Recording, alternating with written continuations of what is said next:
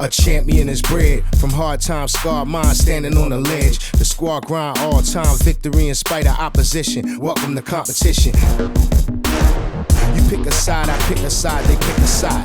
Take a knee against abuse, they rather you die. Pushing through dark tunnels, trying to shed light. The fight is on the moment we enter the game of life. Get it right before the whole thing gone dead. Let's go ahead and take it there. Meet me on the edge.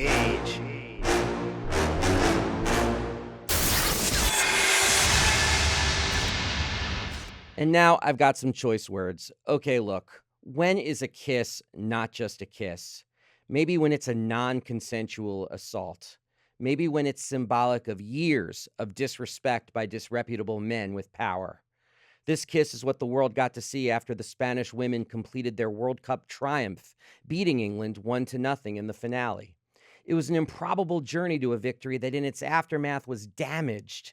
Immediately after the match, Royal Spanish Football Federation President Luis Rubiales forcibly gave star striker Jenni Hermoso an unwanted and firm kiss on the mouth. Rubiales is now being roundly criticized across Spain and the soccer world. Spanish journalists have called him simply disgusting. Politicians across the board are calling for his resignation. Male players, female players, all of them calling for Rubiales to go. And his response to this controversy? At first, it was to double down. He said, "The kiss with Jenni? There are idiots all over. When two people have a moment of affection without any importance, we can't listen to idiocy." Now, it was only after people roundly called for his ouster did he apologize in a video statement. But at the end of the apology, unable to help himself, he had to say, "Here, we didn't understand the controversy because we saw something natural, normal, and in no way, I repeat, with bad faith. But outside of the bubble, it looks like it has turned into a storm. And so if there are people who have felt offended, I have to say I'm sorry." Look, he clearly thinks he did nothing wrong. And he certainly did not apologize to Hermoso, who should be enjoying her triumph instead of dealing with this jackass. She was asked about the kiss afterwards and said, "Hey, I didn't like it." Hermoso has since tried to play down the situation, but then after that, she has said that it's utterly unacceptable. Clearly, she's being pulled in a lot of directions, but her belief is that it was wrong. And Spain's acting Prime Minister, Pedro Sanchez, has even weighed in as well, saying that he should step down. But even before Pedro Sanchez, Yolanda Díaz, Spain's acting second deputy prime minister, called for his resignation. And I want to read what Díaz wrote on social media. She wrote, "Our most resounding condemnation for what we saw. Nothing more and nothing less. A woman has been harassed and assaulted. Rubiales' excuses are useless. What we ask for is for the sports law to be applied and for the sports federation protocols to be activated. This person should resign."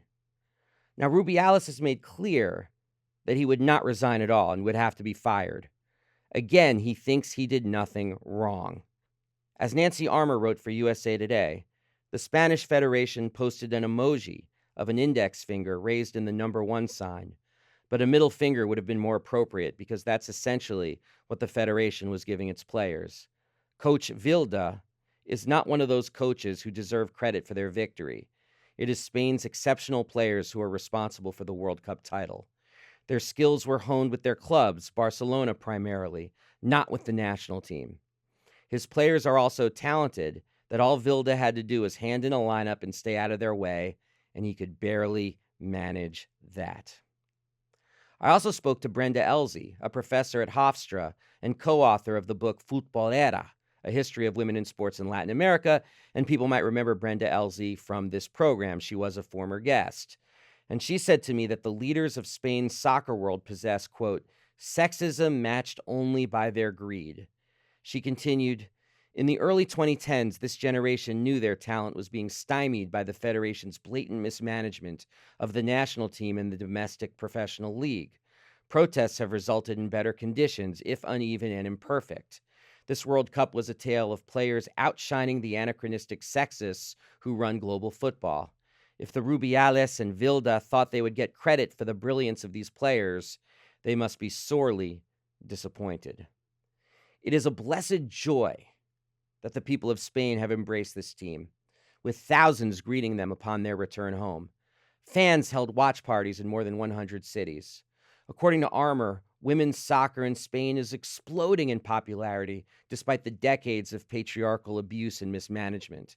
As the players glow in their triumph, they also need to seize the opportunity to change the soccer culture, to make Spanish soccer hostile to the sexist, and ensure women's soccer gets the resources and the coaching that they deserve. As Armour wrote, it's not fair to ask Spain's players to continue fighting for equality when all they should be doing is celebrating. It's infuriating that the players' greatest accomplishment has to forever be linked to their second-class treatment. But that's how it is for women athletes. A win on the field isn't the end of the fight. It has to be the beginning, or things will never change. And I'll just add one more note to this. This story is ongoing. By the time people see this, Rubiales may be gone. He, again, is refusing to resign. He is saying, you have to fire me. He's acting, frankly, like the patriarchal bastard that he has shown himself to be throughout this entire process. But there is a movement afoot right now to get him gone. And hopefully by the time y'all hear these words, he will be.